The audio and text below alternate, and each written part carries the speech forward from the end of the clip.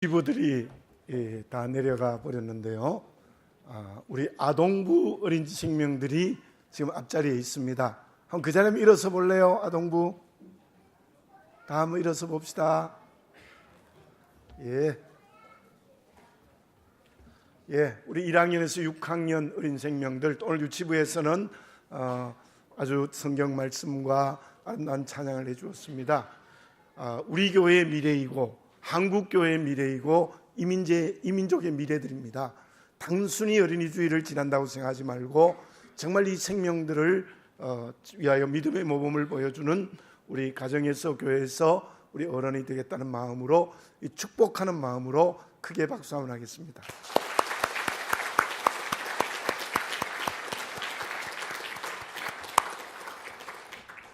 아동부는 끝까지 참석할 거예요? 지금 나갈 거예요? 예, 지금 나갑시다. 예, 지금.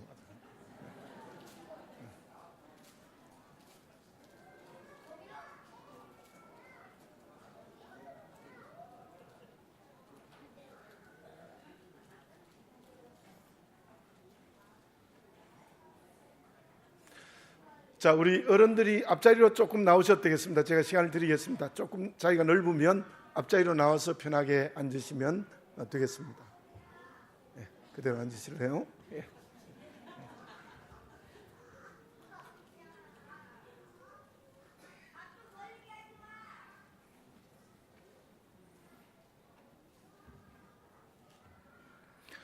어떤 젊은이가 동네에 존경하는 노인을 찾아가서 물어보았습니다. 어떻게 하면 인생을 성공할 수 있습니까? 그랬더니 그 노인이 글을 써서 주었는데 그 글의 내용이 이러합니다. 30 이전에는 두려워하지 말고 사십시오. 30 이후에는 그때 오면 내가 다시 말해 주겠다. 이렇게 약속을 했습니다. 그 젊은이는 노인의 말을 따라 용기 있게 삶으로 말미암아 인생을 성공의 길로 걸어갈 수 있었습니다. 30이 되어 다시 노인을 찾아갔더니 노인은 이미 돌아가셔 버렸었어요. 안타까운 마음으로 돌아서려고 하는데 그 아들이 그 청년의 손을 잡고 이렇게 말을 합니다. 젊은이, 아버지가 돌아가시기 전에 꼭 전해라고 준 글이 있습니다. 그 글이 여기 있습니다 해서 그 글을 받아서 젊은이가 그 글의 내용이 이러한 것을 보았습니다. 30 이후에는 후회하지 말고 사십시오. 그렇게 써 있었습니다. 인생이 성공의 길을 걸어가는 데에는 두려워하지 않고 그리고 후회하지 않고 살아가면 그 인생이 성공적일 수 있다. 그런 뜻이지요. 그렇다면 믿음으로 살아가는 저와 여러분들은 어떻게 하면 인생이 성공의 길을 걸어갈 수 있겠습니까? 특별히 5월의 가정의 달을 맞이했고 오늘은 어린이 주일 예배를 드리면서 우리의 가정이 어떻게 하면 성공하는 가정이 될 수 있겠습니까? 그 성공한다는 말을 오늘 본문의 말씀에서는 복이 있다라는 말씀으로 계속 증거되어지고 있습니다. 1절에 보면 그의 길을 걷는 자마다 복이 있도다. 2절에 보면 복되고라는 말씀이 기록되어져 있고 4절에 보면은 복을 얻으리로다라는 말씀이 있고 5절에 보면 시온에서 내게 복을 주실지어다. 이렇게 간단한 6절의 말씀 속에 복이 있다라는 말씀이 계속해서 나타나고 있는 것을 볼 수 있습니다. 복이 있다고 하나님이 말씀하신 것은 우리의 개인이나 가정이 제대로 된 성공의 길을 걸어갈 수 있다는 뜻이지요. 그렇다면 우리의 가정이 복이 있고 성공할 수 있는 것은 결국 무엇이라고 말을 할 수 있겠습니까? 그것은 하나님을 기쁘시게 하는 가정이 되는 겁니다. 하나님을 기쁘시게 하는 가정이 되면 그 가정이 복된 가정이고 그 가정이 성공한 가정이 될 수 있다는 말입니다. 자, 그렇다면 하나님이 기뻐하시는 복된 가정, 진정한 의미의 성공의 가정은 어떤 가정이라고 말씀하고 있습니까?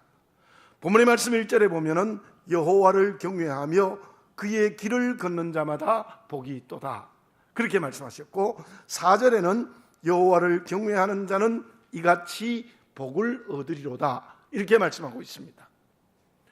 우리의 가정이 하나님이 기뻐하시는 복된 가정이 되기 위해서는 첫째로는 하나님을 경외하는 것이다. 첫째가 아니라 오직 하나님을 경외하는 가정이 될 때이다, 그렇게 말씀하고 있는 것입니다. 제가 오늘 앞에서 예화를 든 것처럼 우리의 가정이 하나님이 기뻐하시는 복된 가정이 되기 위해서는 하나님 이외에는 어떤 것도 두려워하면 안 된다는 겁니다. 사람도 두려워하지 말아야 하고 어떤 세상의 가치도 두려워하면 안 된다는 것입니다. 오직 하나님만을 두려워하는 가정, 또 개인이 될 때에 하나님이 기뻐하시는 복된 가정이 될 수 있다는 말씀이지요. 브리스길라와 아굴라 부부를 한번 봅시다. 바울과 함께 자비령 선교, 다시 말씀드리면 장막을 깁는 노동의 일을 하면서 고린도 교회를 개척했습니다. 어떻게 그것이 두 부부에게 가능했겠습니까? 그것은 하나님을 두려워하는 믿음이 있었기 때문입니다. 하나님을 경외하는 부부였습니다. 만약 그들에게 자녀들이 있었다면 정말 그 자녀들은 아버지 어머니의 하나님을 경외하는 모습을 보고 하나님을 경외하는 믿음의 모범을 보고 제대로 자라나는 역사가 일어났을 것입니다. 반대로 아나니아와 삽비라를 보십시오. 하나님을 속였습니다. 왜 하나님을 속였을까요? 하나님을 두려워하지 않았기 때문에 그래요. 그 가정에 자녀들이 있었다면 하나님을 두려워하지 않고 살아가는 자녀들로 부모들처럼 비참한 결과를 걷지 않았을까, 그런 짐작을 해봅니다. 우리의 가정에는 물질도 필요합니다. 건강도 필요합니다. 공부도 자녀들이 잘 해야 됩니다. 그러나 그 모든 것의 뿌리가 되는 여호와를 경외하는 집이 되지 아니하면 그 가정은 성공한 가정이라고 할 수 없습니다. 믿음의 눈으로 영적 통찰력을 가지고 보면 하나님이 기뻐하시는 복된 가정이 될 수 없습니다. 오늘 다시 한번 내 가정을 정직하게 보시기 바랍니다.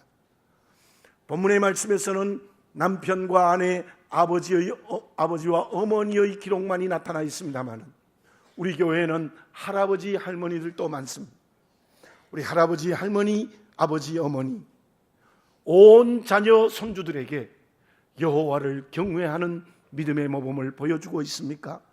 그래서 우리의 가정이 여호와를 경외하는 집이 되어져 있습니까? 다시 한번 오늘 어린이 주일을 맞이하여 우리 모두 여호와를 경외하는 집이 되어 하나님이 기뻐하시는 복된 가정이 되는 변화의 역사가 성령으로 일어나시기 바랍니다. 그러면 하나님의 은혜의 복을 받는 여호와를 경외하는 가정은 어떤 가정이 될 때에 가능한 것입니까? 조선의 대왕들 중에 영조 대왕이 가장 성공한 왕이라고 일반적으로 평가를 합니다. 재위 기간이 조선의 왕들 중에 가장 길었고 조선 후기 르네상스 시대를 열어젖힌 왕이 영조였습니다.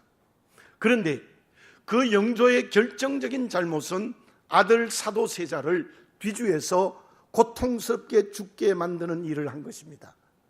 영조는 첫째 아들을 잃어버리고 늦은 나이에 사도세자를 자식으로 얻었습니다. 세자가 되자마자 영조는 3세 때부터 아주 엄한 교육을 시켰는데 그 엄한 교육 때문에 아들이 잘못되기 시작했습니다. 그것이 결국 아버지가 자식을 죽이는 비참한 결과로 맺어졌던 것입니다. 왜냐하면 영조의 기대감, 영조의 과욕이 부른 결과라고 말할 수 있습니다. 이 이야기는 제가 한 것이 아니라 어떤 교육학자가 예를 들어 설명을 했는데 그 영조 왕이 잘못되어진 결과가 무엇 때문이냐? 영조는 사도세자 자기 아들을 자기의 소유로 알고 교육했기 때문이다. 그렇게 해석을 했습니다. 여기에서 우리가 다시 한번 분명하게 해야 할 것이 있습니다. 오늘 본장의 앞장인 시편 127편 3절에 이런 말씀이 있습니다. 보라, 자식들은 여호와의 기업이요 태의 열매는 그의 상급이로다. 여러분 저를 따라서 한번 해볼까요? 자식들은 여호와의 기업이요 태의 열매는 그의 상급이로다. 아멘. 자식이 내게 아닙니다. 자식이 내 몸에서 났다고 내 소유가 아니라는 거예요. 하나님께서 그 부모에게 기업과 상급으로 주셨다는 거예요. 그렇다면 어떻게 자식을 길러야 되겠습니까? 하나님의 뜻대로 길러야 되는 거예요. 내 뜻대로 기르면 안 된다는 거예요. 영조만이 아닙니다. 요즘에 많은 부모들이 자기 소유로 알고 자기의 뜻대로, 자기의 과욕으로, 자기의 기대감으로 양육하는 거예요. 그것은 여호와를 경외하는 부모가 아닙니다. 물질을 소유로 생각하면 그게 믿든지 안 믿든지 간에 반드시 그 물질 때문에 인생이 파멸합니다. 그러나 물질을, 우리 믿음을 가지고 하나님이 주신 기업이라고 생각하고 하나님의 뜻대로 사용하면 그 물질이 정말 아름다운 도구가 되어 인생을 성공하게 만드는 것이죠. 자식도 똑같습니다. 여러분들 오늘 이 예배를 드리면서 내 자식이 내 소유가 되지 마시기를 바라겠습니다. 하나님이 주신 기업, 하나님이 주신 상급이 되어지시기를 바라겠습니다. 그것이 구체적으로 무엇이라고 말할 수 있습니까? 본문의 말씀 1절에 이런 말씀이 기록되어져 있습니다. 여호와를 경외하며 그의 길을 걷는 자보다 복이 있도다. 이렇게 이 말씀이 시작해서 여호와를 경외하는 것을 3절에서는 이렇게 해석하고 있습니다. 내 집 안방에 있는 내 아내는 결실한 포도나무 같으며 내 식탁에 둘러앉은 자식들은 어린 감람나무 같으리로다. 내 집안에 있는 아내는 결실한 포도나무와 같다. 여기에 결실한 포도나무라는 것은 자식을 많이 낳을 수 있는 아내가 되는 게 복이 있다는 거예요. 그런데 그 말씀을 좀 넓게 해석하면 어떤 아내가 복이 있는가 하면 아내가 자식을 낳고 그 자식을 하나님의 뜻대로 양육하면 정말 그 집이 여호와를 경외하는 집이 된다는 거예요. 그런데 오늘 본문의 말씀의 대상이 누구냐 하면 남편, 아버지예요. 그래서 기록은 없어요. 근데 남편과 아버지는 어떻게 해야 될까요? 남편, 아버지는 그 가정을 여호와의 집이 되게 해야 됩니다. 왜냐하면 구약 성경의 유월절에 흠없는 어린 양의 피를 문설주와 임방에 바른 사람이 누구입니까? 그 집의 호주, 아버지가 흠없는 어린 양의 피를 문설주와 임방에 발랐어요. 그렇다면 아버지 되고 호주가 되고 남편이 되는 사람은 그 가정의 문에다가 예수 그리스도의 피를 발라야 되는 거예요. 남편과 아버지는 그 집이 하나님의 집이 될 수 있도록 주님의 피를 바를 줄 아는 남편과 아버지가 되어야 된다는 것입니다. 그리고 내 식탁에 둘러앉은 자식들은 어린 감람나무와 같다. 여기에 감람나무는요, 베고 난 자리에 금방 또 싹이 나요. 바로 어린 감람나무의 가지와 같다라는 그 말씀의 의미는 우리의 자녀들은, 우리의 손주들은 생명으로 자라야 된다는 뜻이에요.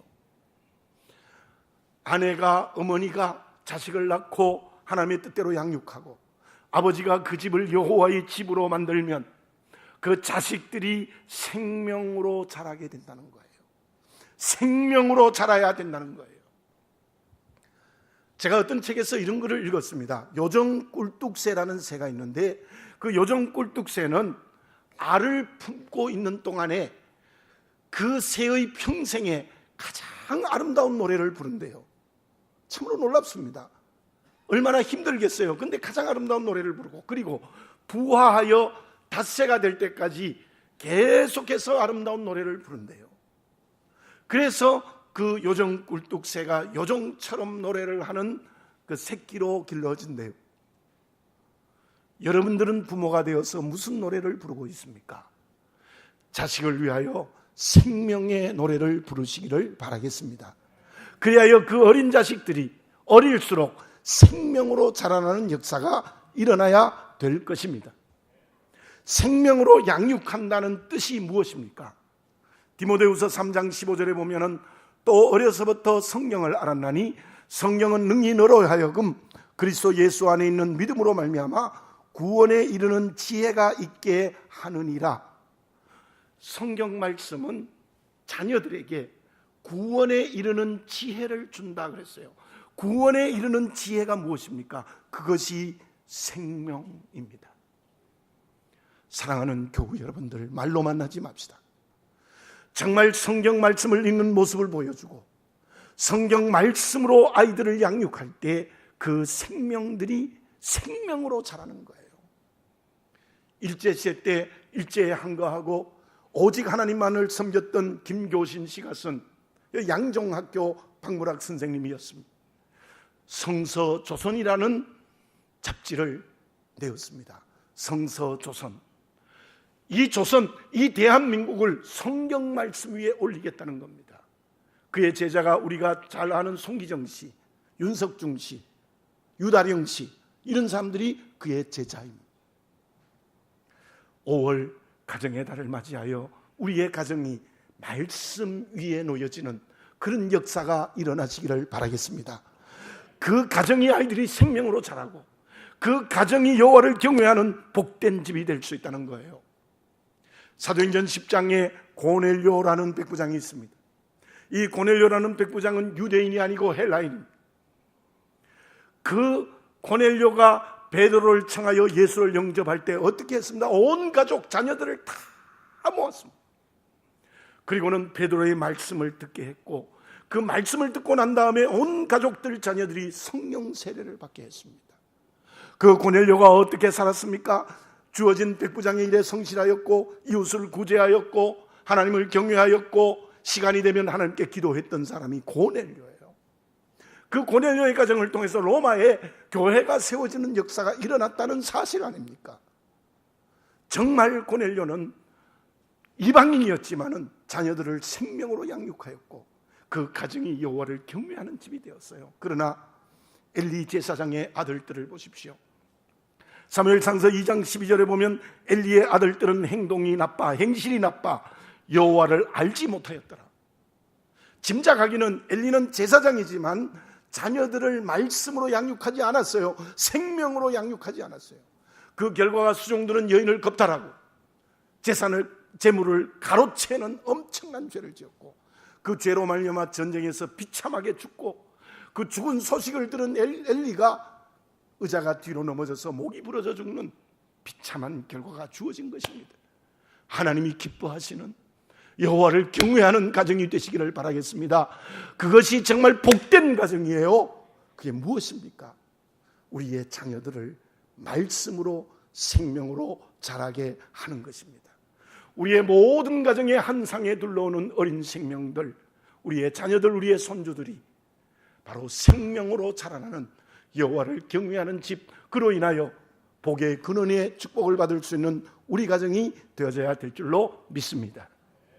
그러면 우리 가정에 어떤 환경이 될 때에 우리의 자녀들이, 우리의 손주들이 말씀으로 생명으로 자랄 수 있습니까? 관상어 중에 코이라는 물고기가 있습니다.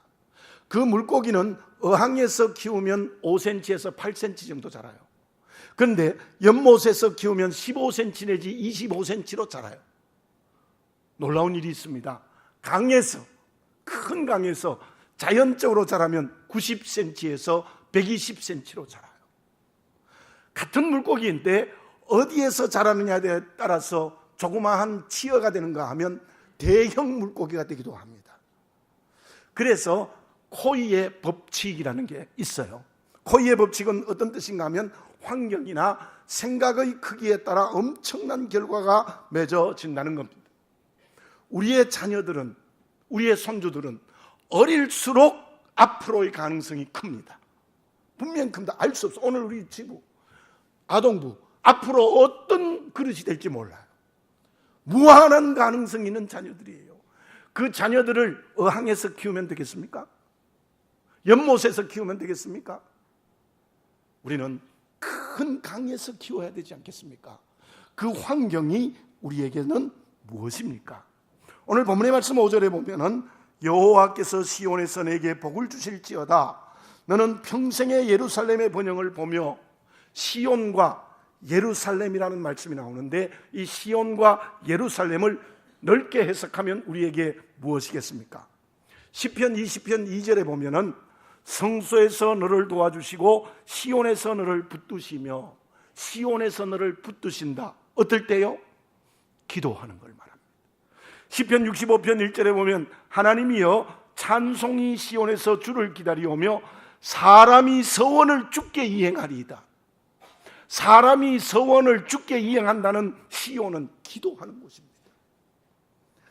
예루살렘은 어떤 곳입니까? 특별히 예루살렘 성전은 하나님이 계시는 곳입니다. 그것을 예수님이 어떻게 말씀하셨어요? 이 집은 만민이 기도하는 집이라, 이렇게 주님이 말씀하셨어요. 본문의 말씀에 나오는 시온의 환경, 예루살렘의 환경은 결국 기도하는 환경을 말씀하고 있어요. 사랑하는 교우 여러분들, 여러분들의 가정이 시온과 예루살렘과 같은 환경이 되어지시기를 바라겠습니다. 그것은 어머니와 아버지, 할아버지와 할머니 깊이 기도하는 환경을 만드는 거예요. 기도라는 큰 강에서 우리의 자녀들이 자랄 수 있도록 우리는 그 환경을 만드는 역사가 일어나야 될 줄로 믿습니다. 사무엘이 어떻게 태어났습니까? 그 어머니 한나가 아이를 낳을 수 없어요. 기도해서 그 아이를 낳았어요. 기도로 키웠어요. 그랬더니 이 사무엘이 큰 강의 기도의 환경에서 자라서 민족을 지도하는 사사가 되는 놀라운 역사가 일어나지 않았습니까? 고아의 아버지 조지 물론은 자기가 낳은 자식이 아니지만 많은 자식을 양육할 때에 수만 번의 기도의 응답으로 자녀를 양육했다. 무슨 말입니까? 기도로 고아들을 양육했다는 거예요. 아우구티누스는 이런 말을 했습니다. 기도하는 가정은, 기도하는 자식은 절대로 잘못되지 않는다. 그 어머니 모니카의 기도를 아시지요? 이 아우구티누스는 지식인이었지만은 마니교라는 이단에 9년이나 빠져 있었어요. 이단에 9년이나 빠져 있었던 거예요. 그런데 그 어머니 모니카가 눈물 흘려 기도한 그 기도의 응답이 아우구티누스를 바울을 이어가는 큰 그릇이 되는 역사가 일어났죠. 왜요? 어머니 모니카의 기도가 있었기 때문에 그래요. 그래서 그 아우구티누스가 말한 게, 어머니의 기도가 있으면 절대로 자식은 잘못되지 않는다는 분명한 고백을 했던 것입니다. 롯은 물질의 탐욕으로 요단들을 선택했고, 그로 말미암아 멸망의 길을 걸어갈 때 아내는 뒤를 돌아보다가 소금기둥이 되었고, 자식 두 딸을 통하여 낳은 자식이 모압과 암몬 족속의 조상. 이 기가 막히는 거예요. 이런 비참한 게 어디 있습니까? 이게 이 롯이 아이를 낳으면 이게 아들입니까? 손자입니까? 아들도 되고 손자도 되고 기가 막히는 이 비참한 가정이 된 거예요. 그게 무엇 때문에요? 바로 기도하지 않았던 거예요. 기도하지 않았, 기도의 환경을 만들지 않았기 때문에, 물질의 탐욕으로 살았기 때문입니다. 우리의 가정 기도의 환경입니까? 아니면 너무 물질 냄새가 많이 나는 환경이 아닙니까? 너무 성공만의 환경이 아닙니까? 물질 가지지 말라는 게 아니에요. 성공하지 말라는 게 아니에요. 그러나 그것이 진정한 가치를 발휘하기 위해서는 우리의 가정을 아버지와 어머니, 할아버지, 할머니의 깊은 기도가 있는 환경을 만들어야 된다는 거예요. 우리 모두 주님의 십자가의 은혜로 구원받은 가정이라면 정말 부모와 할아버지, 할머니들이 온 가정을 기도의 환경으로 만들면 그 자녀들이 무한한 가능성으로 자라나고 그 자녀들이 생명으로 자라나 세계를 변화시키는 일꾼이 될 수 있다는 것을 다시 한번 분명히 하는 저와 여러분들이 되어져야 될 줄로 믿습니다. 여호와를 경외하는 집의 자녀들은 어떻게 될까요? 오늘 본문의 말씀 2절에 보면은 내가 내 손이 수고한 대로 먹을 것이라 내가 복되고 형통하리로다. 저는 개인적으로 이런 생각이 들어요. 정말 이스라엘 백성들이 광야에서 만나를 내리고 메추라기가 내린 것처럼 기적적인 축복이 있으면 그것도 복이에요. 그럴 수 있습니다. 그러나 그리스도인의 진정한 복은 이마에 땀을 흘리는 수고한 대로 열매가 되면 그게 복입니다. 그게 진짜 복이에요. 수고도 안 하고 열매 주십시오. 아니에요. 이마에 열심히 땀을 흘린 대로 그 열매가 되면 그게 복이에요. 그게 형통합니다. 제가 지난 주일에 그런 말씀을 드렸죠. 153마리의 물고기가 잡혔는데 그 물이 찢어지지 않았다. 그게 축복이에요. 열심히 그물질을 해서 많은 물질과 많은 세상의 기업을 받았다면 그게 찢어지지 않아야 돼요. 찢어지면 그건 축복이 아니에요. 여호와를 경외하는 집이 되면 그 가정에 그 자녀들에게 수고한 대로 물질의 기업을 주시는 은혜가 허락될 줄 믿습니다. 뿐만이 아니라 본문의 말씀 6절에 보면 내 자식의 자식을 볼지어다 이스라엘의 평강이 있을지어다. 자식의 자식을 볼지어다. 무슨 뜻입니까? 자손 대대로 많은 자녀들이 태어나는데 단순히 많은 자녀들이 태어나는 축복을 말하는 게 아닙니다. 이 말씀은 예수님을 믿는 정결하고 거룩한 그릇들이 가정에 점점 더 많아진다는 겁니다. 여러분들, 우리의 가정이 손이 수고한 대로 열매를 맺고 우리의 자손 대대로 하나님을 믿는 자녀들이 점점 더 많아지면 이게 얼마나 큰 축복이겠습니까? 이 축복을 받는 우리가 되어져야 될 줄로 믿습니다. 디모데는 초대교회의 지도자였고 바울의 동역자로 복음 증거하였고 그리고 에베소 교회의 감독도 했습니다. 얼마나 귀한 그릇입니다. 거의 바울의 버금가는 귀한 그릇이었어요. 그런데 그 디모데가 어떻게 그런 그릇이 되어졌습니까? 바울은 이렇게 말합니다. 디모데에게는 외할머니 로이스의 거짓이 없는 믿음이 그 속에 있고 어머니 유니게의 거짓이 없는 믿음이 그 속에 있기 때문이다. 그렇게 말했어요.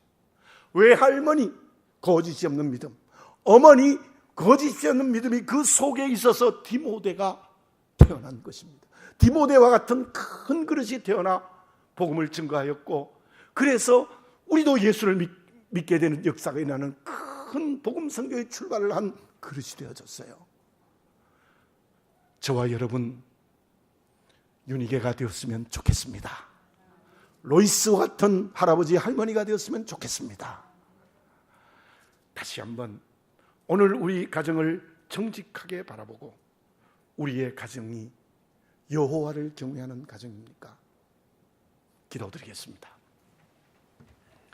사랑하는 아버지 하나님, 우리에게 가정을 허락하시고 남편과 아내를 허락하시고 할아버지와 할머니를 허락하시고 아버지와 어머니를 허락하시고 자녀들을 허락하여 주신 것을 감사합니다. 아버지 하나님, 우리의 가정이 다른 것을 두려워하지 않고 오직 여호와를 두려워하는 여호와를 경외하는 가정이 되게 하여 주시옵소서.